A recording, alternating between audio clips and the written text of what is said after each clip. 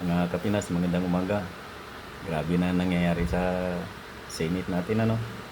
Hindi mo na maintindihan. Hindi na sila nagsisisyon. Itatatlong araw na dahil ayaw ni Peter Cayetano. Sabi ni Mig Zubiri, gustong-gusto daw ng mga kasamahan niya na pupunta sa Senado para magtrabaho, pero tinigilan sila ni Alan Cayetano.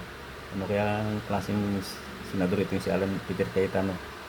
Gahaman sa power, ano? Ayaw niyang bumaba. Natatakot siguro siya na pag pumunta sa Senate, papalitan siya. Kung nagmamahal ka sa tao, Peter Cayetano, walang problema. Kung papalitan ka, di papalitan.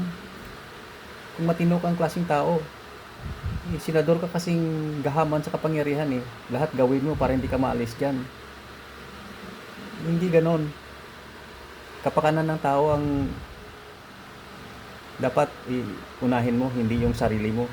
Sarili mo lang yung, alam mo sarili mo lang yung mahal mo hindi yung mamamayan na naghalal sa'yo dyan. Bumaba ka dyan, hindi ka na kararapat dapat dyan. Wala kang kwentang tao. Hindi ka dapat sa Senado. Dapat meron kang sariling negosyo para dominado mo. Hindi yung kagaya sa Senado, dominahan mo yung mga kasamaan mo dyan na hindi magating sa sisyon. Sinusulduhan kayo namin Taong bayan nagsusuldo sa iyo. Bakit ipagkait mo yung serbisyo ninyo? Umalis ka na dyan, Peter Cayetano.